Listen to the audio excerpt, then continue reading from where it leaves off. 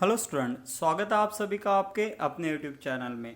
हम लोगों ने linear equation in two variable ये सारा चैप्टर पढ़ा है और आज के इस लेक्चर में हम लोग हमारा जो क्रैमर्स रूल है इसकी शॉर्ट रिवीजन करने वाले हैं।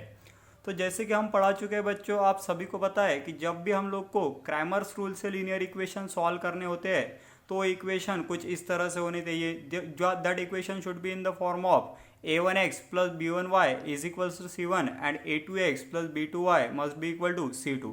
तो ये होना चाहिए what we say form of the linear equation to solve by Cramer's rule. Correct है। हम लोग को पता है कि general form of linear equation क्या होता है ax plus B Y okay plus C is equal to zero. But जब भी हम लोग को उसे क्रैमर्स रूल से सॉल्व करना होता है तो हम लोगों को लीनियर इक्वेशंस जो है वो कुछ इसी फॉर्म में होना ज़रूरी है। करेक्ट है। तो यह है basic for the Cramer's rule. आगे बढ़ते हैं बच्चों और क्रैमर्स रूल के जो स्टेप्स है उन्हें रिवाइज करते हैं। तो क्रैमर्स रूल को सॉल्व करने के लिए हमें 5 स्टेप्स का यूज़ करना होता है। तो सबसे पहले हम लोग को क्या निकालना होता है? सबसे पहले हमें डी की वैल्यू निकालनी होती है और ये डी जो होता है मैं आपको बता चुका हूँ, ये होता है व्हाट वी से वेरिएबल्स का कोएफिशिएंट का डिटर्मिनेंट। देखिए मैंने यहाँ पे राउंड कर दिया है। अगर आप वेरिएबल के कोएफिशिएंट ऑब्जर्व करोगे तो देखिए पहले इक्वेशन में क्या है वो है a1 b1 और डी में भी मैंने क्या लिखा है a1 b1 ही लिखे है। और दूसरे इक्वेशन में वेरिएबल के कोएफिशिएंट क्या है a2 b2 और यहाँ भी क्या है a2 b2। तो जो हमारा ये d होता है स्टूडेंट्स वो d होता है व्हाट वी से determinants of coefficient of a variable. Correct है। उसके बाद हम लोग को आगे की स्टेप्स की तरफ बढ़ना है और वो है स्टेप नंबर 2 जिसमें हम लोग को dx की वैल्यू निकालनी होती है। तो dx की वैल्यू क्या होती है स्टूडेंट? देखिए अगर आप ऑब्जर्व करोगे तो x के कोएफिशिएंट्स क्या है यहाँ पे a1 और a2। तो जो d में x के कोएफिशिएंट है a1 a2 इन्हें हम लोग रिप्लेस करेंगे व्हाट वी से बाय द कांस्टेंट जो है c1 c2। करेक्ट है। देखिए यहाँ पे रिप्लेस किया c1 c2 से और ये जो डिटर्मिनेंट बनता है इसे हम लोग क्या बोलते हैं? इस डिटर्मिनेंट को हम बोलते हैं dx। तो सबसे पहले हम लोगों को स्टेप 1 में d निकालना है, उसके बाद dx निकालना है। आगे बढ़ते हैं बच्चों और थर्ड जो हमारी स्टेप है उसकी तरफ बढ़ते जाते हैं। तो स्टेप नंबर 3 में हम लोग को क्या करना है? स्टेप नंबर 3 में सिंपली हम लोगों को व्हाट वी से जो y के कोएफिशिएंट है b1 b2, देखिए जो y के कोएफिशिएंट है b1 b2 इन्हें स्किप करना है और उसकी जगह पे जो कांस्टेंट्स है c1 c2 उन्हें लेना है और ये जो डिटर्मिनेंट बनेगा उसे हम लोग dy बोलेंगे। करेक्ट है। तो स्टेप नंबर 3 में स्टूडेंट आप लोगों ने व्हाट वी से dy की वैल्यू को फाइंड किया है। उसके बाद हम लोगों को और 2 सिंपल स्टेप्स लेने हैं। वो है step number 4 as x is equal to D X upon D. तो x जो रहेगा वो क्या रहेगा? dx की वैल्यू डिवाइड बाय d की वैल्यू। करेक्ट है बच्चों। और व्हाट वी से जो आपकी लास्ट स्टेप है वो है value of y which is equals to what? dy upon d। तो आखिरी स्टेप में आपको y की वैल्यू निकालनी है जो है dy अपॉन d। करेक्ट है। तो इस तरह से आप लोगों को सिंपल 5 स्टेप्स का यूज़ करके क्रैमर्स रूल को सॉल्व करना होता है। तो आगे बढ़ते हैं और एग्जाम्पल के थ्रू समझने की कोशिश करते हैं कि क्रैमर्स रूल किस तरह से सॉल्व किया जाए। बट जैसे कि हम लोगों ने देखा कि क्रैमर्स रूल में हम लोग को डिटर्मिनेंट सॉल्व करने हैं तो सबसे पहले हमें ये समझना ज़रूरी है कि ये डिटर्मिनेंट्स क्या होते हैं। तो डिटर्मिनेंट क्या होते हैं? What is determinant? Determinant is simply arrangement of number in the form of rose and column. ये भी मैं आपको बता चुका हूँ। And this should be enclose in a vertical line और ये हम लोग वर्टिकल लाइन में एनक्लोज करते हैं। करेक्ट है। डिटर्मिनेंट क्या है? Arrangement of number in the form of rose and column. कुछ रोज होंगे कुछ कॉलम्स होंगे। करेक्ट है। और हम उन्हें वर्टिकल लाइन में एनक्लोज करते हैं और उसे एग्जाम्पल के थ्रू समझते हैं। Late us say ABCD are any 4 number and they are arrange in the determinant as d is equal to, देखिए 2 वर्टिकल लाइन ली है। करेक्ट है। यहाँ पे 2 वर्टिकल लाइन है और ABCD नंबर लिखे है। तो इन्हें सॉल्व कैसे करना होता है? डिटर्मिनेंट को सॉल्व करने के लिए सिंपली हम लोग को उसका क्रॉस मल्टीप्लीकेशन लेना होता है। सो a मल्टीप्लाइड बाई d, बीच में हम लोग को माइनस साइन लेना है और फिर क्या करना है? b multiplied by c। ठीक है। डिटर्मिनेंट के लिए एक एग्जाम्पल मैंने यहाँ सॉल्व किया है। अगर डिटर्मिनेंट ऑफ व्हाट वी से कुछ इस तरह से सॉल्व करना है जिसमें दिया गया है आपको 2 3 और 1 4 ए नंबर्स, तो हम लोग 2 मल्टीप्लाइड बाय 4 करेंगे। देखिए 2 मल्टीप्लाइड बाय 4, बीच में माइनस का साइन लेना है स्टूडेंट और 3 मल्टीप्लाइड बाय 4 करेंगे। सो 2 multiplied by 4 is 8, 3 multiplied by 1 is 3। सो 8 - 3 मतलब कितना 5, ये बना आपके फाइनल डिटर्मिनेंट का आंसर। करेक्ट है बच्चों। तो इस तरह से आप लोगों को डिटर्मिनेंट सॉल्व करने हैं। ओके, तो आगे बढ़ते हैं और हमारे जो क्रैमर्स रूल के कुछ क्वेश्चंस है उन्हें सॉल्व करने की कोशिश करते हैं। देखिए यहाँ पे मैंने पहला क्वेश्चन लिखा है।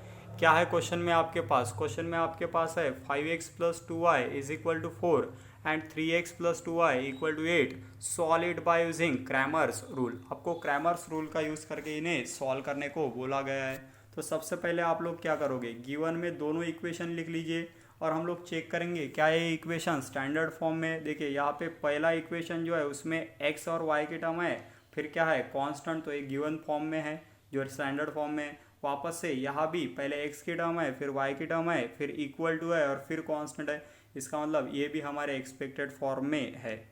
तो हम लोग को क्या करना है, to find x and y by Cramer's rule. Solution find करना है, मतलब क्या x, y फाइंड करना है। तो सिंपली हम लोग क्या करेंगे बच्चों, जो हमारा स्टैंडर्ड फॉर्म था that is a1x + b1y = c1 and a2x + b2y = c2, इसके साथ क्या करेंगे, हमारे गिवन इक्वेशंस को कंपेयर करेंगे। तो देखिए क्या बनेगा, a1 will be 5, b1 will be what we say 2 and c1 will be 4। देखिए यहाँ पे मिला आपको a1 b1 c1। उसी तरह से a2 will be 3, b2 will be 2 and c2 will be 8। तो यहाँ पे मिला आपको a2 b2 and c2।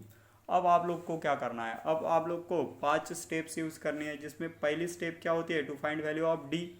And D में हम लोगों को x और y दोनों के कोएफिशिएंट लिखना है। करेक्ट है, वो तो लिखे मैंने a1 a2 b1 b2। Correct है। सो वैल्यू पुट कीजिए, क्या है वैल्यू 5 3 2 2 5 3 2 2। करेक्ट है। सिंपली इसे सॉल्व करने के लिए आपको क्या करना है, क्रॉस मल्टीप्लीकेशन। सो 5 × 2, ये यहाँ पे लिखा मैंने। करेक्ट है, बीच में माइनस साइन, अगेन 3 × 2। सो 5 × 2 मतलब कितना बच्चों 10 और 3 × 2 मतलब कितना 6। सो 10 - 6 मतलब डी की वैल्यू कितनी बनी है 4।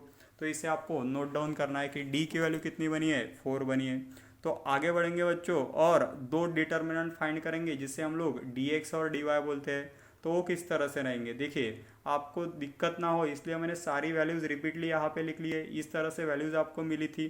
तो dx क्या रहेगा, सिंपली ए के कोएफिशिएंट थे वहाँ पे हम लोग एक्स के जो कोएफिशिएंट थे वहाँ पे मैंने c1 c2 को लिखा। तो आपका डिटर्मिनेंट कुछ इस तरह से बनेगा, dx will be equal to 4 2 8 2। तो क्रॉस मल्टीप्लिकेशन कीजिए, 4 × 2 करेक्ट है, minus 8 × 2 that will be what we say 4 × 2 मतलब कितना है 8, 8 - 16 विच इज इक्वल्स टू -8। तो ये बनी है बच्चों आपके dx की वैल्यू।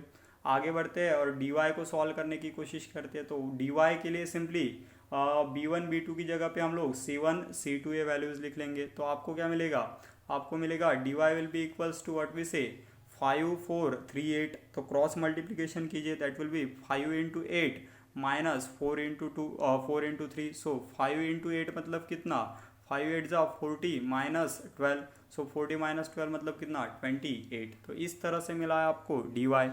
आगे बढ़ते हैं और x और y को फाइंड करते हैं। तो x will be what, it is dx/d। तो dx की वैल्यू कितनी है बच्चों आपके पास -8 और d की वैल्यू कितनी थी 4। So we can say x will be equal to -8/4 which is equals to -2। Similarly अगर आपको y की वैल्यू फाइंड करनी है तो y will be equals to what, it is dy/d। So dy की वैल्यू कितनी मिले आपको 28 और d की वैल्यू कितनी थी 4। सो 28/4 मतलब कितना 7। तो इस तरह से आपको सॉल्यूशन ऑफ लीनियर इक्वेशन क्या मिला है, वो मिला है x, y is equals to -2, 7। Correct है। तो आई होप स्टूडेंट आपको ये क्वेश्चन अच्छे से समझ में आ गया होगा। सिंपली हम लोगों को जब भी क्रैमर्स रूल का यूज़ करना है तो ये पर्टिकुलर स्टेप्स फॉलो करनी है। सबसे पहले d की वैल्यू निकालनी है, फिर dx की वैल्यू निकालनी है, फिर dy की वैल्यू निकालनी है।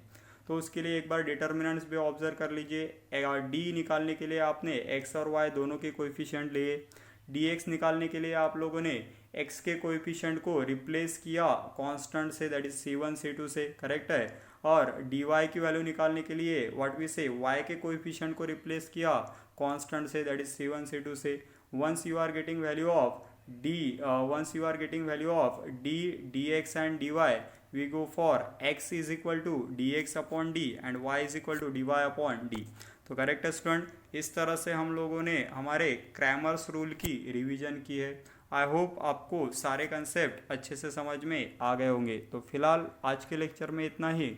नेक्स्ट लेक्चर में हम लोग व्हाट वी से हमारी जो equations reducible to linear form है उसकी रिवीजन करेंगे। Thank you so much, all the best.